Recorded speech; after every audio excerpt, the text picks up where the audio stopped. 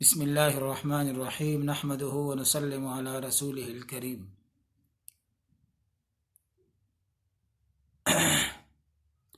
آج کے اس نشست میں سیرت کا پہلا مرحلہ، پہلا سبق ہے، اور وہ ہے آپ صلی اللہ علیہ وسلم کا تعارف نسبی، یعنی آپ کا نسب نامہ۔ اس حوالے سے ہم تفصیل میں جانے سے پہلے آپ کو یہ بتانا چاہتے ہیں کہ سب سے پہلے ہمیں یہ جاننا چاہیے کہ آپ صلی اللہ علیہ وسلم کا نسب کتنے حصوں پر مشتمل ہے۔ یہ ایک سوال ہے آج کا۔ دوسرا سوال یہ ہے کہ ان جو حصے ہیں، آیا وہ سارے حصے درست ہیں یا کہ بعض حصے درست ہیں اور بعض غلط ہیں؟ دو سوال ہو گئے۔ تیسرا سوال یہ ہے کہ نبی علیہ الصلاۃ والسلام سے لے کر جناب آدم علیہ الصلاۃ والسلام تک درمیان میں کتنے واسطے نسب کے آپ صلی اللہ علیہ وسلم کے بنتے ہیں؟ تو پہلا سوال، اس کا مختصر جواب یہ ہے کہ آپ صلی اللہ علیہ وسلم کا نام محمد بن عبداللہ بن عبد المطلب ہے۔ آپ کا جو نسب نامہ ہے یہ 3 حصوں پر مشتمل ہے۔ پہلا حصہ یہ عبداللہ سے شروع ہو کر عدنان تک جاتا ہے، اور یہ جو حصہ ہے اس میں نبی علیہ الصلاۃ والسلام سے لے کر عدنان تک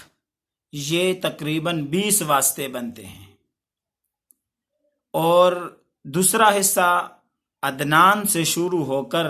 حضرت ابراہیم علیہ الصلاۃ والسلام تک ہے، اور یہ جو دوسرا حصہ ہے اس میں کل واسطے 41 بنتے ہیں، اور تیسرا جو واسطہ ہے وہ حضرت ابراہیم علیہ الصلاۃ والسلام سے لے کر حضرت آدم علیہ الصلاۃ والسلام تک ہے،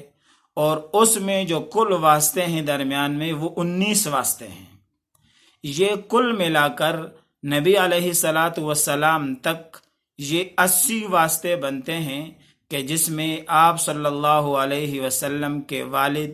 پھر ان کے والد، پھر ان کے والد، یہ سلسلہ چلتے چلتے آدم علیہ الصلاۃ والسلام تک 80 واسطوں سے پہنچتا ہے۔ لیکن بنیادی سوال یہ ہے کہ آیا یہ تینوں سلسلے یہ صحیح سند سے ثابت ہیں یا نہیں، اور کون سا حصہ درست ہے اور کون سا حصہ درست نہیں؟ اس سلسلے میں اہل سیر یعنی سیرت کو بیان کرنے والے اور اہل انساب یعنی نسب کے ماہرین، ان کا کہنا یہ ہے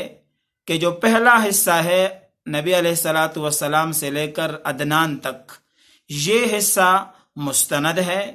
اور یہ حصہ محفوظ ہے، اور اس حصے کو بیان کرنا بھی بلا شک و شبہ درست ہے۔ جبکہ جو دوسرا حصہ ہے اس پر ایک جماعت کا کہنا ہے کہ اس میں غلطی ہے، نظر ہے بیچ میں، اور بعض نے دوسری جماعت نے کہا کہ نہیں، یہ حضرت ابراہیم علیہ الصلاۃ والسلام تک جو دوسرا حصہ ہے یہ بھی محفوظ ہے اور اس کو بھی بیان کیا جا سکتا ہے۔ لیکن جو تیسرا حصہ حضرت آدم علیہ السلام تک ہے، اس کا بیان اکثر علماء نے درست قرار نہیں دیا، اور اس میں بہت سارے نام ایسے آ رہے ہیں واسطوں میں کہ وہ محل نظر ہیں، ان پر شبہ ہے، ان کی تحقیق درست نہیں ہے۔ اس لیے ہمیں چاہیے کہ جب ہم نبی علیہ الصلاۃ والسلام کا نسب نامہ بیان کریں تو پہلا حصہ تو ہم بالاتفاق بیان کریں، لیکن دوسرا حصہ اور اسی طرح تیسرا حصہ جو ہے اس کے بیان میں ہمیں احتیاط کرنا چاہیے، اور بالیقین اس کو نبی علیہ الصلاۃ والسلام کے پشت کے ساتھ بلا شک و شبہ نہیں جوڑنا چاہیے۔ یہ تو آج کے نشست میں آپ نے یہ چند سوالات کے جوابات لے لیے ہیں۔ ہم آپ کو اگلی ویڈیو میں بتائیں گے کہ نبی علیہ الصلاۃ والسلام کے نسب نامے میں جو ایک نام آتا ہے کہ محمد بن عبداللہ بن عبد المطلب، یہ عبد المطلب کون ہیں، یہ کتنے لوگ ہیں، اور آیا عبد المطلب کا معنی کیا ہے؟ عبد کا معنی کیا ہے، اور پھر مطلب کون ہے، کیا مطلب ایک شخص ہیں یا دو شخص ہیں؟ تو جب ہم نبی علیہ الصلاۃ والسلام کی سیرت کی طرف بڑھ رہے ہیں تو جیسے ہم اپنا نام یاد رکھتے ہیں، پھر اپنے نسب نامے کو یاد رکھتے ہیں،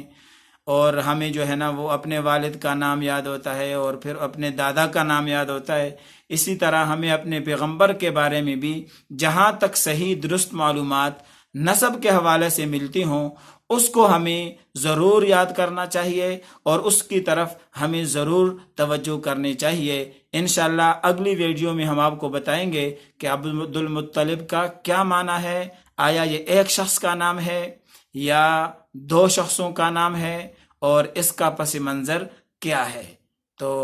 اجازت دیجیے اور ہمارے ساتھ رہیے۔ والسلام وآخر دعوانا ان الحمد للہ رب العالمین۔